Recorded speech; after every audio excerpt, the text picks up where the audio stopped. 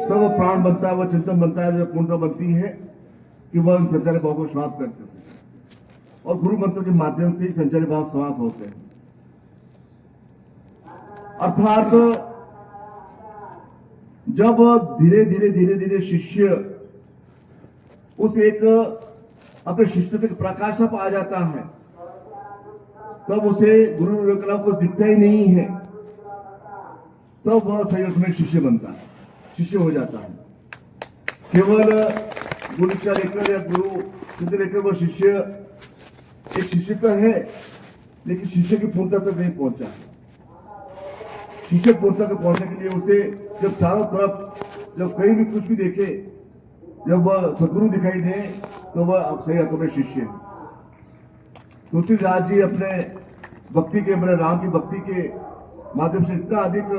राम में बन गए थे कि जब वे भगवान राम के दर्शन करने जाते हैं अयोध्या में और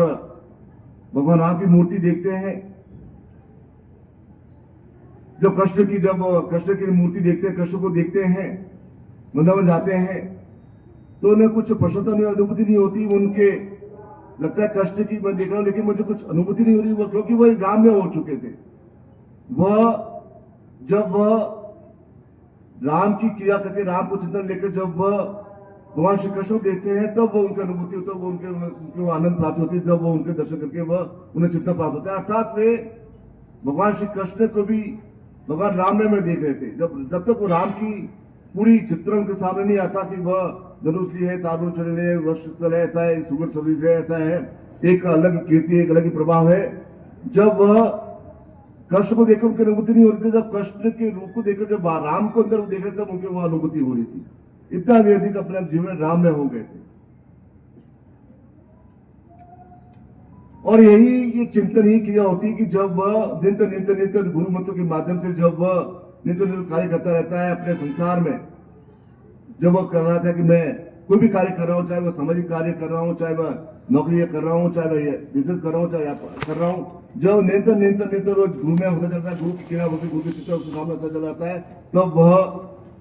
कि मैं कोई भी कार्य कर रहा हूं, चाहे इस गोदाम की पैसे भूमि पर झाड़ू लगा रहा हूं, लेकिन गुरु में होकर कर रहा हूं, चाहे मैं बर्तन धो रहा हूं, चाहे गुरु में बनकर कर रहा हूं, अर्थात वो कोई भी क्रिया कर रहा है संसार में, नित्य गुरु में बनकर कर रहा है। गुरु के सामने उसकी छवि है, गुरु का चिंतन उसके सामने है, गुरु का उसका चिंतन गुरु के क्रिया में है, तो वह गुरु में बनकर जब वह संसार को कार्य करता है, तो इसका तात्पर्य है कि वह इस संसार में वह अद्वैत बनने की क्रिया में कर रहा है। क्योंकि अद्वैत बनना ही शिष्य की सबसे बड़ी पूंजी है, सबसे बड़ी पराकाष्ठा है कि वह अपने अंदर से इस माया को, इस प्रभा को समाप्त कर सके, तभी वह सदगुरु की आत्मिक शक्ति को ग्रहण करने के शक्ति योग्य बन सकेगा। और जो हमारे अंदर संचारी भाव आते हैं, जो हमारे अंदर आते हैं, तो हम गुरु को निकट नहीं हो पाते और गुरु से दूर होते हैं। गुरु ने कहा कि तुम्हें 1 बजे आना है, 1:30 बजे आते हैं, तो वो मन में सोचते हैं कि कौन से गुरु नाराज हो गए, कौन से फांसी चढ़ा देंगे, गाड़ी पंचर हो गई है, टायर पंचर हो गया, ऐसा करके बोल देंगे। अर्थात एक गुरु आज्ञा का, छोटी छोटी आज्ञा का उल्लंघन करना ही, गुरु ने कहा कि 1 बजे आना, तो 1 बजे आना है, अर्थात वो आज्ञा का उल्लंघन करना की क्रिया में मैं सोचता है, तो इसका तात्पर्य कि वह अंदर वो संचारी भाव अपने अंदर वो याद कर रहा है। क्योंकि शिष्य बने हैं,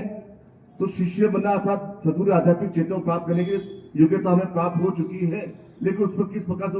क्रिया करनी है वह महत्वपूर्ण है। सदगुरु हमने पहचान लिया, प्राप्त कर लिया, स्वीकार कर लिया, सब कुछ गुरु के आध्यात्मिक चेतना प्राप्त करने के लिए हमें क्रिया में शक्ति प्राप्त हो चुकी है। लेकिन धीरे धीरे, क्योंकि हम धीरे धीरे संचारी भाव साफ करेंगे, यदि हम नहीं करेंगे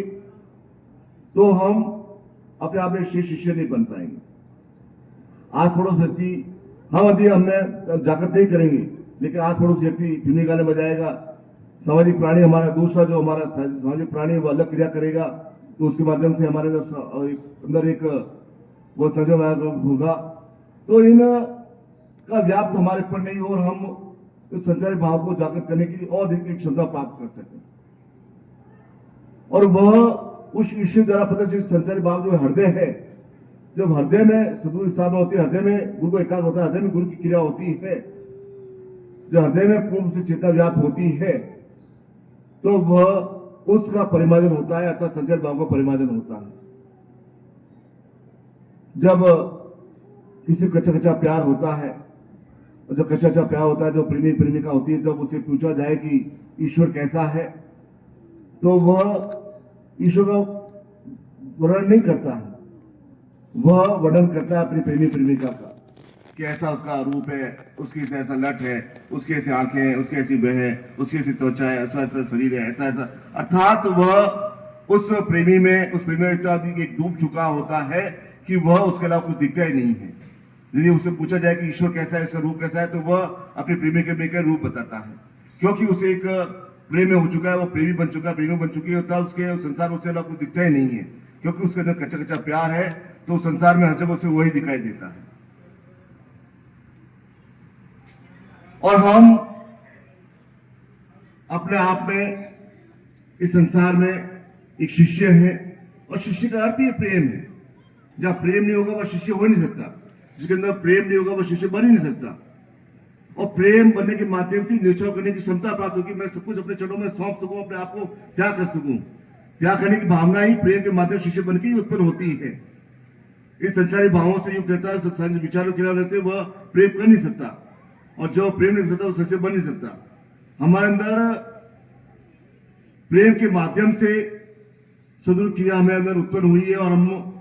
अपने आप में प्रेम बनकर संसारिक क्रियाओं में सदुर की चिंतन में अंदर आबद्ध हो रहे हैं। वो एक प्रेम ही है, इसके माध्यम से सदुर से हमें जुड़े रहता है। वो एक प्रेम ही एक माध्यम है। सदुर का एक कार्य कर सदुर का हम चिंतन प्राप्त नहीं कर सकेंगे कि हमने ये कार्य कर लिया, ऐसा कर लिया, कर लिया, वैसा कर लिया, कर लिया, कैसे कर लिया। यह तो एक कर्तव्य है, जो गुरु द्वारा पद जो कार्य है वह एक कर्तव्य बोध के रूप में सदुर शिष्यों को सौंपते हैं, उसकी क्षमता अनुसार, लेकिन उसका आधार एक प्रेम होता है। और जब प्रेम पूर्णतः होता है, जब प्रेम उपांत होता है, जब प्रेम एक तीव्र रूप लेता है, क्रिया लगती है, तब वह इस संसार में सदुर माध्यम से गुरु के रोम रोम प्रतिरोम में सदगुरु के ज्ञान के माध्यम से शिष्य के अंदर चैतन्य अवस्था आ जाती है, और वह चैतन्य अवस्था के माध्यम से वह इस संसार की क्रियाओं को, इन चित्रों को, आयामों, जो भी उसके जीवन की योग्य क्रिया है, स्थितियां हैं, वो उन्हें प्राप्त करने सक्षम योग्य बनता है, तत्पर बनता है, योग्य बनता है कि इस संसार में जो भी एक आध्यात्मिक सत्य पदार्थ है उसको मैं प्राप्त करने की सक्षम योग्य बनता हूँ। यह उन प्रेम में बने के माध्यम से, उन संचार भाव को समाप्त करने के माध्यम से, और हमारे अंदर एक कर्तव्य बोध है कि हम गुरु पदार्थ ज्ञान को अपहृत कर उसे पूर्णता तक पहुंचाए, और हमारी जो भी क्रिया है, जो भी सामाजिक और आध्यात्मिक क्रिया है, उसे पूर्ण करने सक्षम योग्य बन सके। और आज इस दीपावली विशेष अवसर पर कि आपके अंदर वह एक प्रेम जागृत हो, एक संचार भाव शांत हो, और आदत बन की क्रिया कर सके, ऐसे आप सबको अध्यक्ष आशीर्वाद प्रदान करता हूँ, आपकी जीवन की मंगल कामना करता हूँ।